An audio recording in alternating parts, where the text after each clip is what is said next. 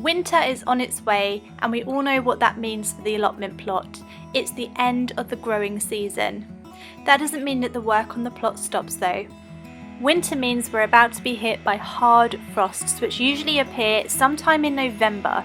If you're unlucky enough as well, you might be hit by a few storms, which can do so much damage to even the smallest of allotment plots.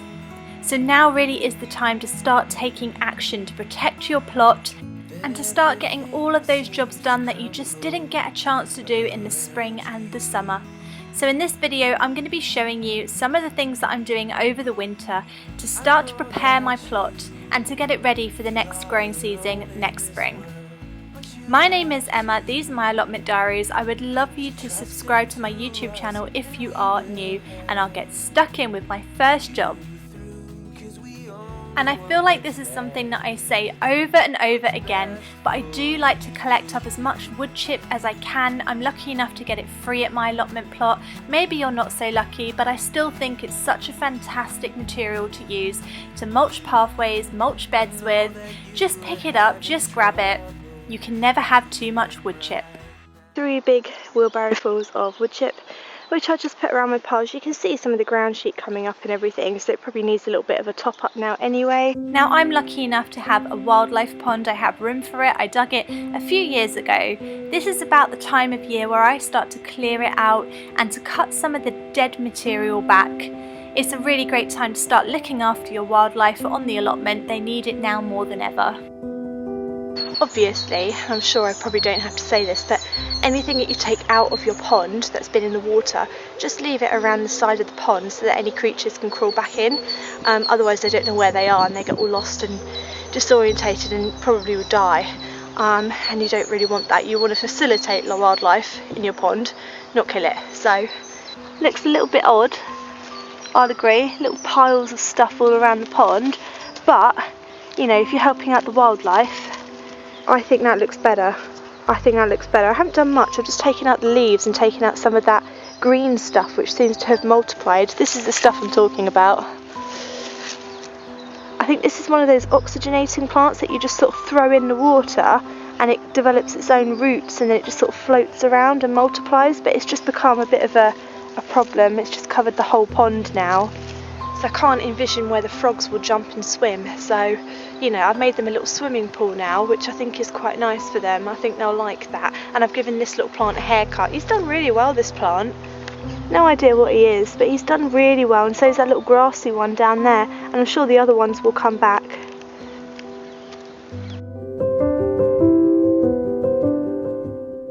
I honestly think that winter is one of the most underrated seasons on the allotment plot. So many people on my site don't bother to come at all over the winter, and that's fine. I'm not holding it against them, but I do honestly think that they're just missing out on so much beauty. It's also such a great time of year to get those jobs done that you just don't get the time to do in the spring and the summer. A lot of the jobs that I get on with over the winter are those really difficult ones, the ones that you kind of put off over and over again. So last winter I spent my time sorting out my compost area.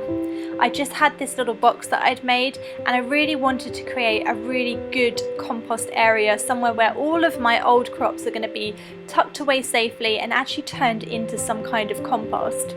So I made it out of pallets and I really cleared the back. I think it's just a great time of year because all of the foliage and all of the greenery has just died back. And then it's a great idea to start mulching your beds and topping them up. So I was really lucky that I actually made a little bit of homemade compost last year for the first time ever. The birds absolutely loved it, and that's another reason why I love to get to the allotment plot at this time of year. The wildlife is stunning. So maybe you're thinking about reorganising your allotment plot, or you want to completely change it up and change every single raised bed. Well, winter is your best friend. It's the best time of year to start doing this because you're not going to be disturbing crops. It's just a really great time to just redo your entire plot if that's what you want to do. These kind of heavy duty jobs as well are really good for your physical health and your mental health. Being outside is just so good for your head, your headspace, your mindset, and doing physical jobs keeps you warm, it keeps you fit. But it's also a good idea to start doing those jobs that are going to prepare you for the winter, like fixing up your shed. There's my staple gun. Oh, there's the staple gun.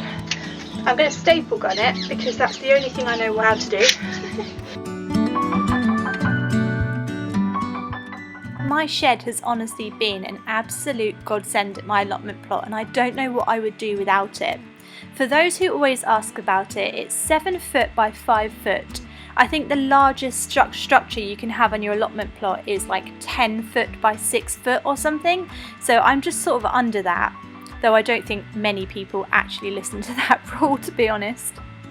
My shed is a place where I house all of my tools and my netting and my seeds, and it's also a place where I can go and sit and hide out if it rains. So the roof is obviously one of the most important parts of my shed. It has a plyboard kind of wooden roof, and in the winter time sometimes this felt at the top can kind of blow away, which is what you can see I'm doing here. I'm actually staple gunning a ground sheet over the top of it, and then later on in the year I put some more felt over the top.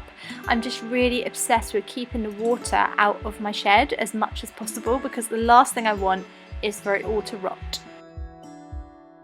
Winter is a great time to get these kind of jobs done, and it's probably best to do it before the storm comes. So if you can support your structures and sort everything out before the storm comes, I think that's probably the more sensible option. Not the neatest job in the world, but I think you'll agree it does something. Like I said, the very least it will do is just stop the rain from seeping down into my the wood and getting rotten, because if the roof goes and gets rotted, I don't know what I'll do. I'll have to get a whole new roof, which would be really annoying. So seeing as the storm didn't blow it away, I thought the least I could do is try and protect it a bit. And it's a great time of year to start thinking about your tools. I'm going to have to try and fix this with something. Let's take it to the shed and see what we can do. Seems to have just completely snapped off the top. Now that's a shame, because I was going to stick another stick in it, but actually it's already got the previous stick in it, so I'm going to have to get the previous stick out of the stick. Right, I've got an old scarecrow stick. So if you've got an old scarecrow stick lying around, can you imagine? Right, maybe it'll stick to itself. Let's keep going. I can't fish. Get off!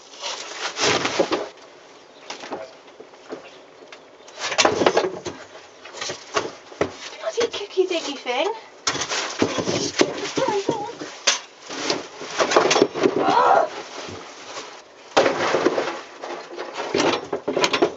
Another reason to get to your allotment plot in the wintertime is to see all the beautiful wildlife. So why not try a bit of bird watching? We're just like on a bit of a stakeout, and we're just watching them. Sort of seeing what they're up to and where they go and what they do. There's a great big fat bird sitting in that tree. It's massive. It's like a vulture. And I didn't say you had to be any good at it, but there is such an abundance of wildlife on an allotment plot all through the year.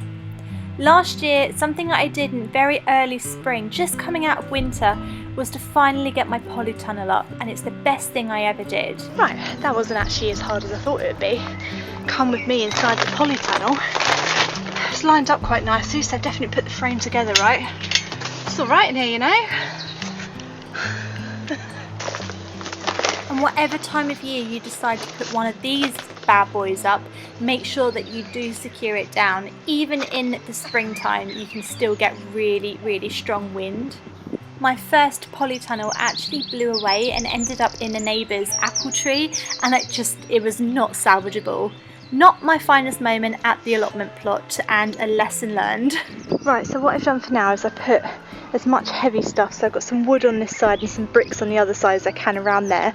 I've also pegged down these with my pegs that I brought from B&Q, and then I realised the polytunnel came with some rope and some pegs, and these are really good. You can't get those out the ground, because I went wrong with this one, it's too loose, and I can't get it out the ground, and I got 4 of them. I'm not sure if you'll be able to see them. I tried to do them quite close so they're not a trip hazard. Hopefully he'll stay up for a bit. We're not predicted any more windstorms or anything, so fingers crossed. seriously, fingers crossed that he stays standing. But there he is. Oh my goodness, I cannot tell you how much I love my polytunnel, and I am growing so much in it over the autumn winter this year, it's insane. So winter is on its way, love it or hate it, there are still loads and loads of jobs to get going with at the allotment plot. Anything that you can do now to save yourself some time in the spring is just a really, really great idea. Don't be scared by winter. It is so beautiful and there is still so much wildlife about. Plenty of reasons to get out and about. I hope you enjoyed the vlog today, and I will see you next time. See you on Friday. Have a nice rest of the week. Bye.